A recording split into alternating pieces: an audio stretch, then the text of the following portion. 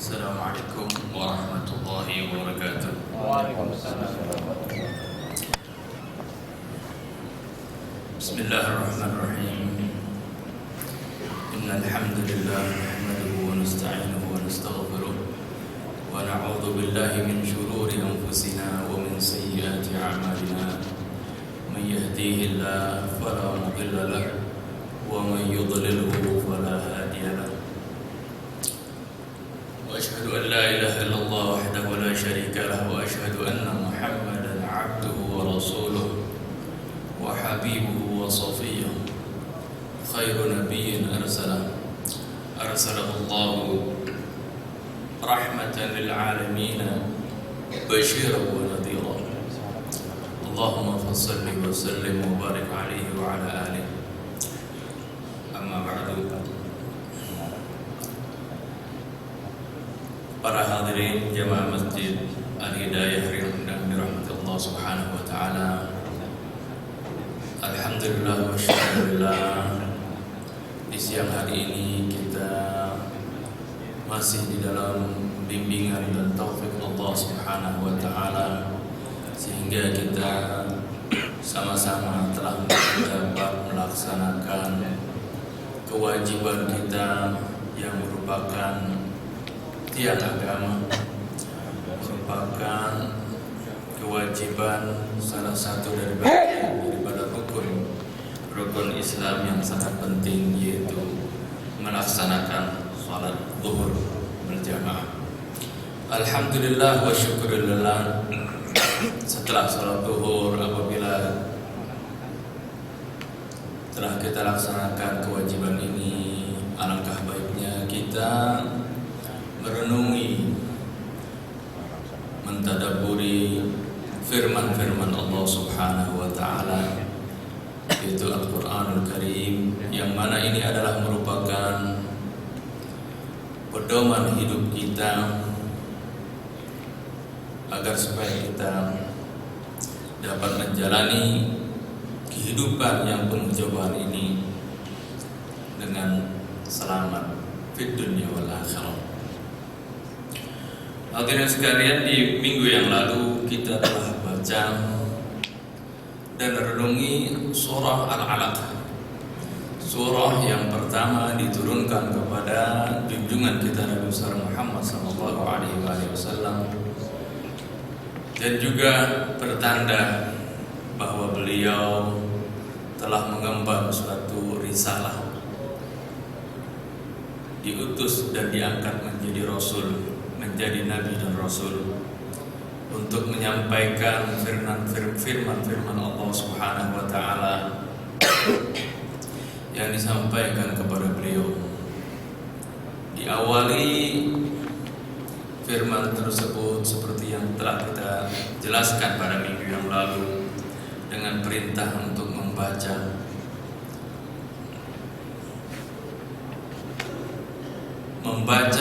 ayat-ayat Allah, baik ayat tersebut yang berada di alam semesta ini yang disebut dengan ayat-ayat kauniyah, yaitu bukti-bukti kekuasaan Allah Subhanahu wa taala yang terdapat di alam semesta ini, maupun ayat-ayat Qur'aniyah, ayat-ayat Al-Quran yang termaktub di dalam kitab suci Al-Quran yang diturunkan kepada Nabi kita Muhammad SAW secara bertahap dalam waktu atau kurun waktu selama 23 tahun. Untuk itu marilah kita lanjutkan renungan kita ini dengan membaca surah Al-Alaq, yaitu kita lanjutkan dari ayat ke-6 insyaallah sampai ayat terakhir, di mana sebelumnya marilah kita membaca umum kitab surat Al-Fatihah. Semoga Allah Subhanahu wa taala membukakan hati-hati kita untuk menerima firman-firman Allah Subhanahu wa taala. أعوذ بالله من الشيطان الرجيم بسم الله الرحمن الرحيم الحمد لله رب العالمين الرحمن الرحيم مالك يوم الدين إياك نعبد وإياك نستعين اهدنا الصراط المستقيم صراط الذين أنعمت عليهم غير المغضوب عليهم ولا الضالين آمين كلا إن الإنسان ليطغى أن رآه استغنى إن إلى ربك الرجعى أرأيت الذي ينهى عبدا إذا صلى أرأيت إن كان على الهدى أو أمر بالتقوى أرأيت إن كذب وتولى ألم يعلم بأن الله يرى كلا لئن لم ينته لنسفعا بالناصية ناصية كاذبة خاطئة فليدع ناديه سندع الزبانية كلا لا تطعه واسجد واقترب.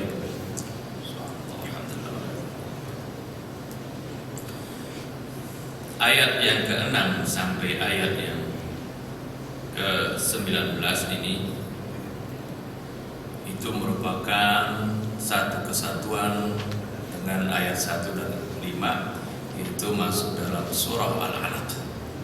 Akan tetapi ayat ke-6 ini turunnya tidak sekaligus dengan ayat yang minggu kemarin kita baca, ayat 1 sampai 5. Mungkin ayat yang ke-6 sampai 19 ini turunnya sekitar 3-4 tahun setelah ayat yang pertama sampai 5. Ini dapat dilihat dari alur pembicaraan di dalam ayat yang ke-6 sampai ke-19, di mana pada ayat tersebut sudah menyebutkan bagaimana dakwah Nabi mendapat penentangan dari kaum kufar Quraisy. Mari kita, untuk lebih jelasnya, mari kita baca dan renungi ayat demi ayat dalam surah Al-Alaq ini. A'udzu billahi minasyaitonir rajim. Bismillahirrahmanirrahim. Kalla innal insana la yatgha ar-ra'ahu istaghna. Kalla, sekali-kali tidak. Innal insana la yatgha, sesungguhnya manusia itu suka menjadi angkuh, suka menjadi takabur, suka menjadi sombong.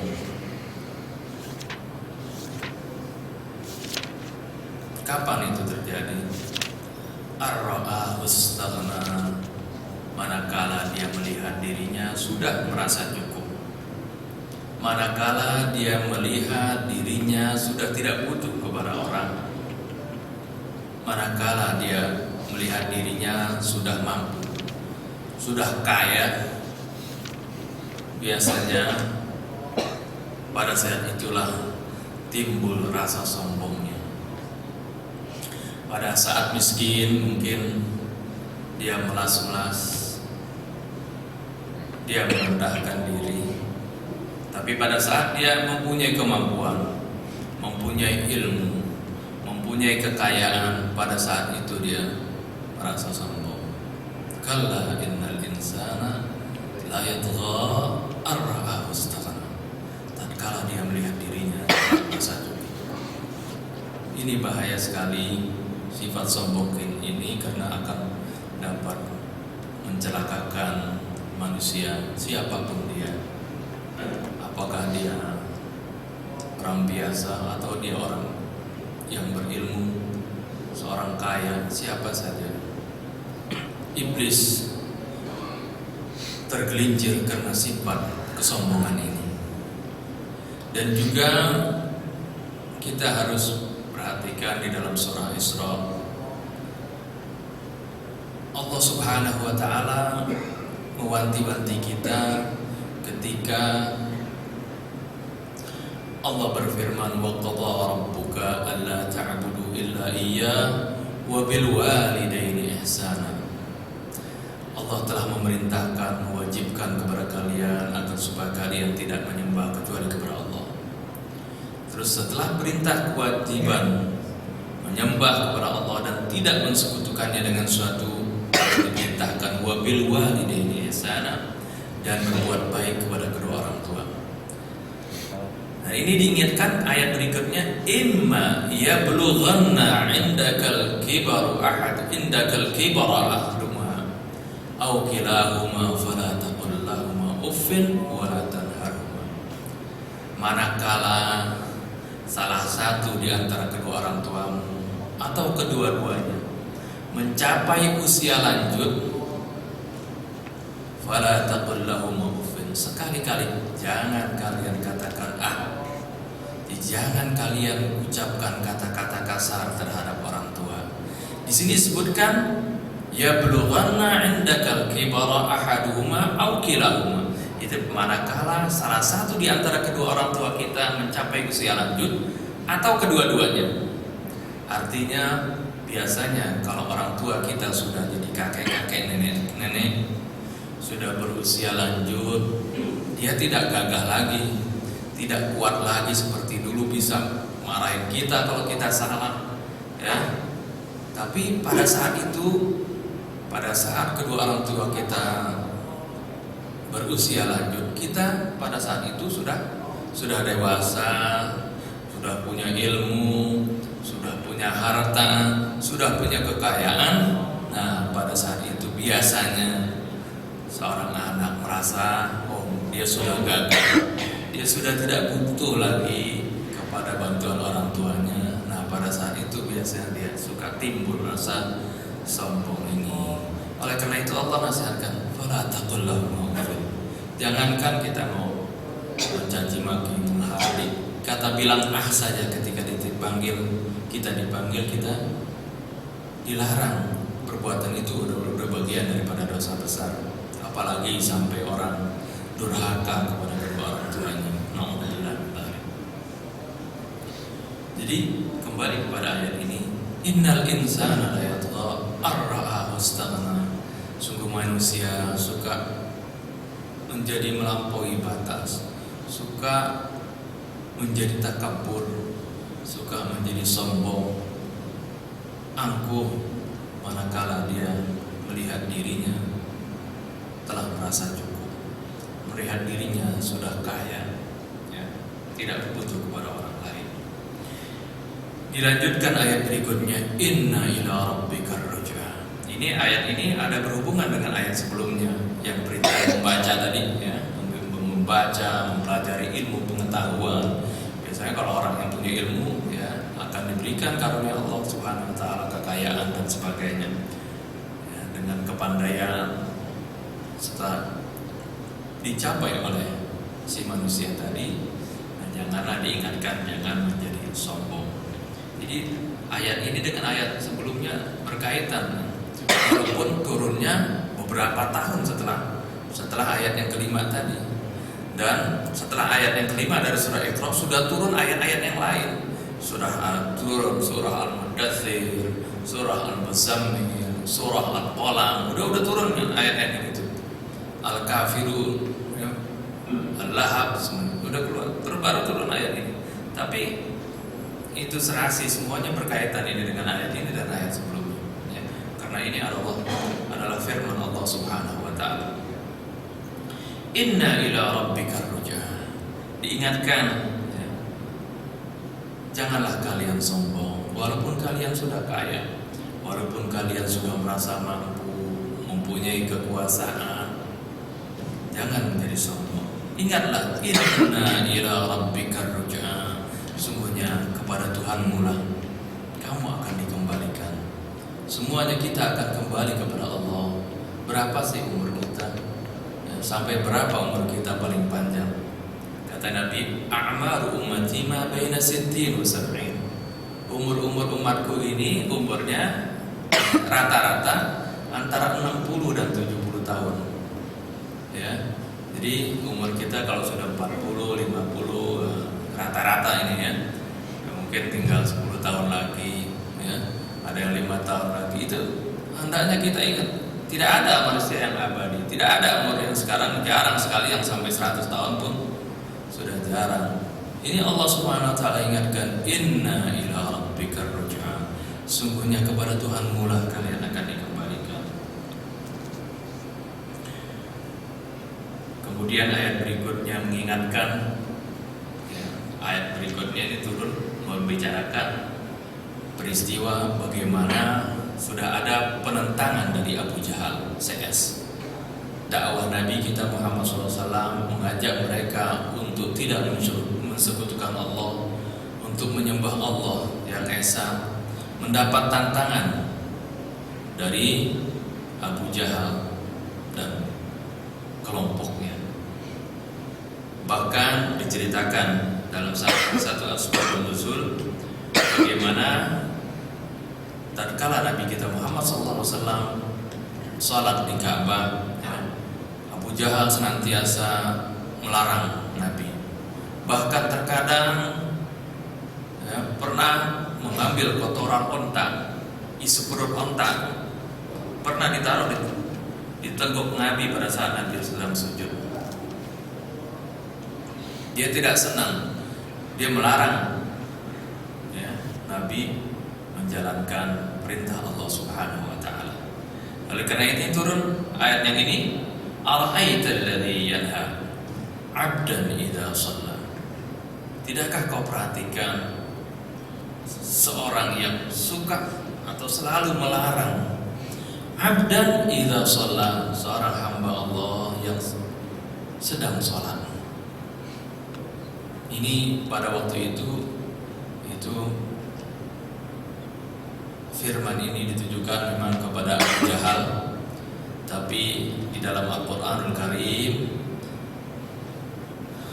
terkadang sebab nuzulnya suatu ayat memang menceritakan tentang suatu peristiwa, tapi hukumnya adalah berlanjut sampai akhir zaman. Karena Al-Quran bukan hanya untuk pada zaman Nabi, tapi terus kepada zaman kita dan zaman anak cucu kita nanti sampai yaumil qiyamah. Atau di dalam kaidah fikihnya disebut al-ibratu bi umumil lafzi la bi khususis sabab. Hukum dari satu ayat Al-Quran itu yang menjadi patokan adalah lafaznya, bukan sebabnya. Walaupun sebab nuzulnya ayat ini ya, menceritakan bagaimana perilaku Abu Jahal yang melarang Nabi kita Muhammad SAW melaksanakan sholat, tapi maksudnya siapapun ya, pada sampai akhir zaman nanti orang yang melarang orang sholat ya, tentunya dia sama seperti Abu Jahal. Ara'aital ladzi yanha 'abdan idza shalla. Tidakkah kau perhatikan orang yang melarang seorang hamba apabila dia sedang sholat? Jika orang lagi sholat dihalang-halangi, dilarang. Pernah suatu kejadian, ya, suatu peristiwa pada zaman Imam Ali karramallahu wajhah. Dia melihat pada waktu itu orang sedang mau melaksanakan sholat id, biasa dilaksanakan di lapangan. Bukan berarti di masjid nggak boleh, ya, bukan. Itu di lapangan karena tujuannya adalah supaya dalam pelaksanaan sholat id dulu itu para wanita pun ikut hadir di sana. Jadi kalau di masjid kan kalau para wanita yang lagi haid ya nggak bisa, nggak boleh masuk masjid. Tapi kalau di lapangan kan boleh seperti itu. Itu salah satu hikmahnya dilaksanakan di lapangan, dan juga tempatnya luas biasanya seperti itu. Ya, ini juga bukan berarti nggak boleh mesti di lapangan, di masjid nggak boleh, enggak seperti itu. Jadi Imam Ali pernah melihat ada seorang sebelum melaksanakan sholat id, dia melaksanakan sholat sunnah. Terus Imam Ali mengatakan, saya belum pernah melihat Rasulullah melaksanakan ini. Artinya sholat sunnah sebelum melaksanakan sholat id nggak pernah dilaksanakan oleh Rasul. Terus ada sahabat yang bertanya, apa kita larang aja? Apakah kamu kok nggak melarang aja dia? Terus Imam Ali mengatakan, saya nggak mau melarang orang yang melaksanakan sholat. Ya. Saya takut saya masuk di dalam ayat yang tadi. Ya, ayat yang di dalam surah Al-Alaq ini, ara'aital ladzi yanha 'abdan idza shalla. Tidakkah kau saksikan orang? Tidakkah kau perhatikan orang yang melarang seorang hamba yang sedang sholat? Jadi Imam Ali nggak melarang itu, ya, orang melaksanakan sholat sunnah sebelum sholat. Nah ini juga hendaknya apa yang dilakukan oleh Imam Ali ini ya, menjadi pelajaran bagi kita. Terkadang ada di antara kita suka melarang orang, sholat misalnya seperti ada perbedaan pendapat. Terkadang sholat sunnah sebelum sholat Jumat, ya. Biasanya ada yang kerjain, ada yang enggak kan, ya. Nah, inilah, ya, kalau kita ngambil ibrah dari sini, ya biarkanlah yang mau mengerjakan sholat tersebut silahkan, yang tidak mau, ya tidak masalah, ya. Jangan sampai kita melarang orang yang mau melaksanakan sholat, ya. Ya, kalau sholat sunnah yang dilarang adalah biasanya 3 waktu, yaitu pada saat baru terbit matahari, ya, baru terbit matahari itu dimakruhkan kita sholat. Atau pada asar, setelah asar itu pun ya dimakruhkan kita sholat di situ. Atau pada pas matahari di tengah-tengah itu juga dimakruhkan sholat itu. Kalau waktu zuhur kan setelah tergelincir matahari seperti itu. Selain daripada itu, kalau orang mau sholat sunnah mutlak, silakan saja, jangan dilarang seperti itu. Jadi ara'aital ladzi yanha 'abdan idza shalla ara'aita in kana 'alal huda aw amara bit taqwa. Tidakkah kau melihat bagaimana jika orang tersebut yang tadi melarang orang sholat, kalau dia berada dalam petunjuk, atau amara bil taqwa, atau dia memerintahkan dengan perbuatan ketakwaan, ya. Tentu hal tersebut yang tadi yang dikerjakan adalah bukan perbuatan ketakwaan, karena tidak mungkin orang yang bertakwa dia melarang, ya, seorang melakukan sholat. Ara'aita in kadzdzaba wa tawalla. Tidakkah kau lihat bagaimana kalau dia itu berdusta dan berpaling? Alam ya'lam bi anna Allah yara. Tidakkah dia ketahui bahwasanya Allah Maha melihat? Jadi apapun yang kau kerjakan, apapun yang dia kerjakan, ya, melarang orang melakukan perbuatan kebaikan, Allah Subhanahu wa ta'ala menyaksikan hal tersebut. Baik perbuatan itu secara terang-terangan maupun sembunyi-sembunyi, dilihat orang atau tidak dilihat orang, Allah Subhanahu wa ta'ala melihatnya. Allah Subhanahu wa ta'ala menyaksikan perbuatan kita. Alam ya'lam bi anna Allah yara. Kalla la illam yantahi. Sekali-kali tidak. seandainya dia tidak mau menghentikan perbuatannya tersebut. Karena memang Abu Jahal ini begitu gigih, begitu bencinya kepada Nabi kita Muhammad SAW, sehingga dia senantiasa menghalang-halangi dakwah Nabi kita Muhammad SAW, bahkan berusaha untuk membunuh Nabi kita Muhammad SAW. Sampai akhir ayatnya, kalla la illam yantahi lanasfa'an bin nasiyah. Kali-kali tidak, seandainya dia tidak mau menghentikan perbuatannya, lanasfa'an bin nasiyah, pasti kami akan cabut ubun-ubunnya. Nasiyah itu bagian depan kepalanya, nasiyah itu adalah ubun-ubun. Ubun-ubunnya siapa? Yaitu nasiyatin kadzibatin khatiyah, ubun-ubun seorang pendusta lagi melakukan kesalahan. Jadi orang yang penuh dengan kesalahan dan juga pendusta. Ini Abu Jahal disifati oleh Allah Subhanahu wa taala sebagai kadzibah, seorang yang mendustakan ayat-ayat Allah, sebagai pendusta juga khati'ah, yang penuh dengan kesalahan. Ayat ini ya seolah-olah ancaman dari Allah Subhanahu wa taala. Kalau dia tidak menghentikan perbuatannya, pasti Allah akan cabut ubun-ubunnya. Ya, ternyata memang Abu Jahal ini keras kepala. Ya. Dia tidak berhenti memusuhi Nabi. Bahkan sampai Nabi terpaksa hijrah dari Mekah ke Madinah, ya, karena hendak dibunuh oleh pasukannya Abu Jahal, yaitu yang mana dia mengumpulkan 40 pemuda dari 40 kabilah bangsa Arab waktu itu bersatu untuk membunuh Nabi. Akan tetapi Allah Subhanahu wa taala menyelamatkan Nabi kita dan Nabi berhijrah ke Madinah. Jadi Abu Jahal memang tidak menghentikan permusuhannya kepada Nabi.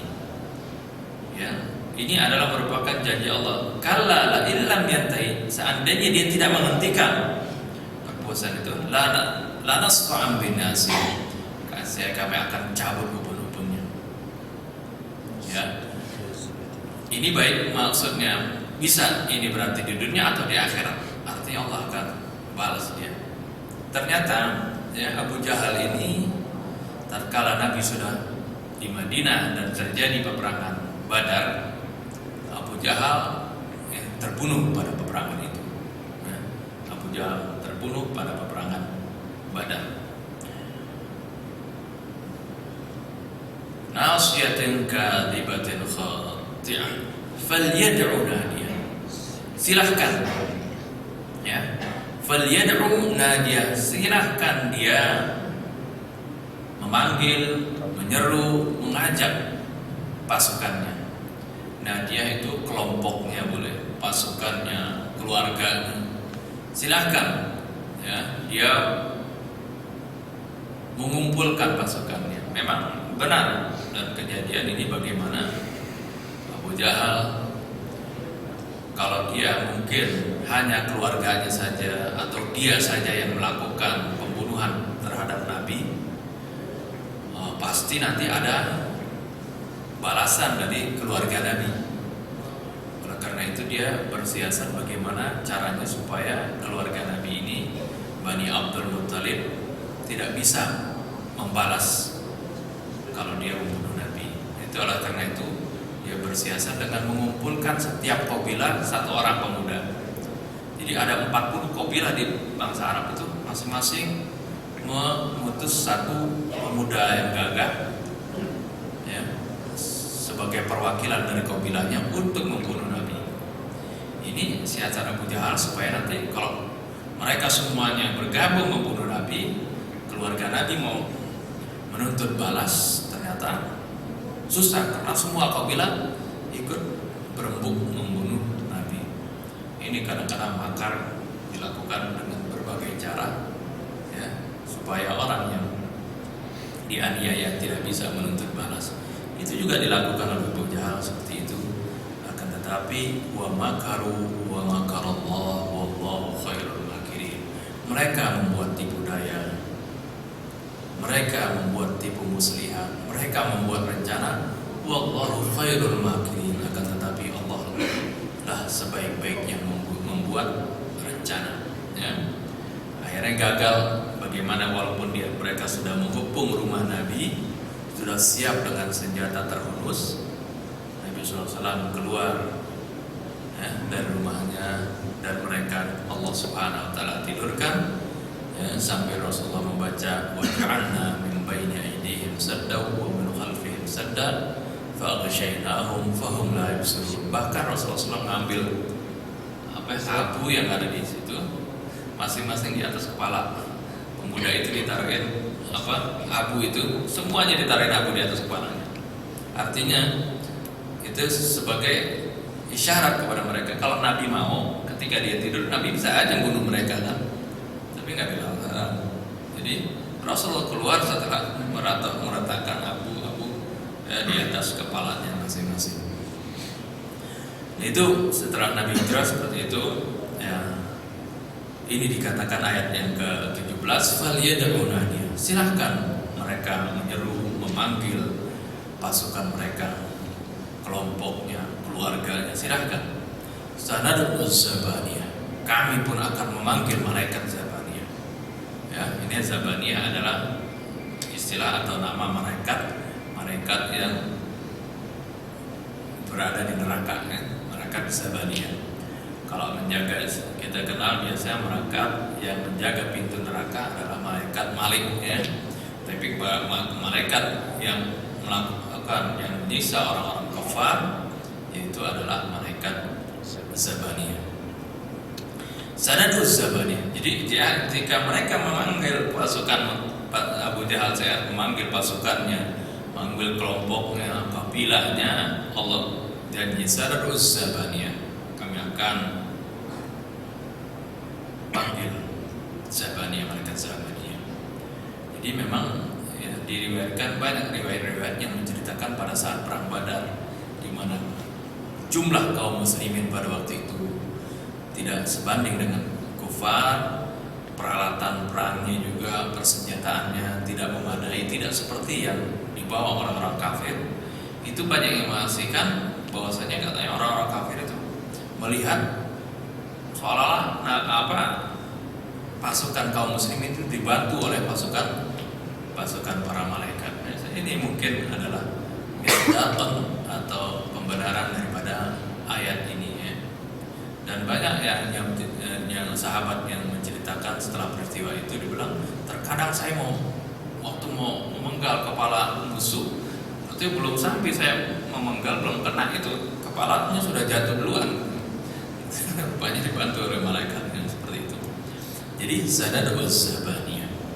Kala, ditutup ayat ini atau surah Al-Alaq ini dengan perintah agar supaya Rasulullah SAW senantiasa sujud kepada Allah, tidak menghiraukan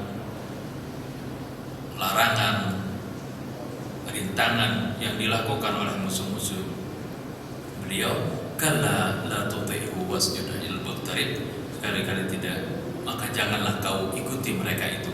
Mereka boleh saja mau melarang engkau, tapi jangan kau ikuti. Wasjud, dan sujudlah, waqtarib, dan senantiasa mendekatkan diri kepada Allah Subhanahu Wa Taala.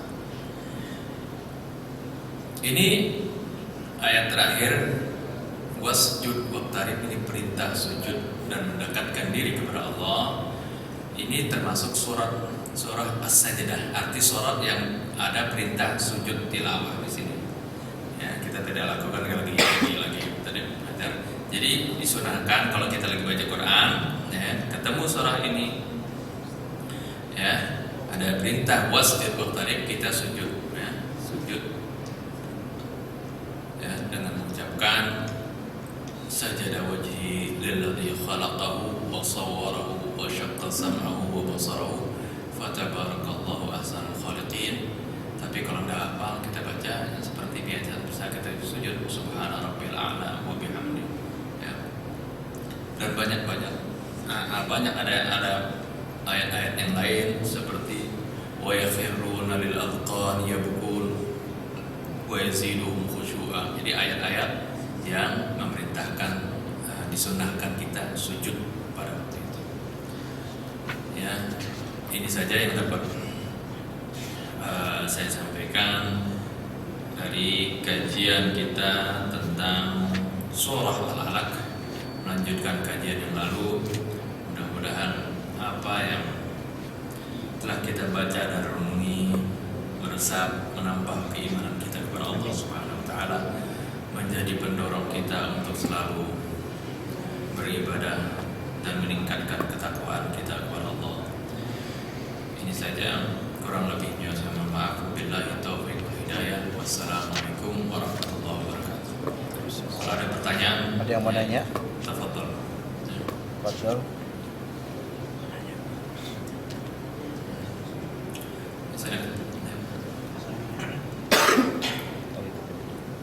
Assalamualaikum warahmatullahi wabarakatuh. Waalaikumsalam.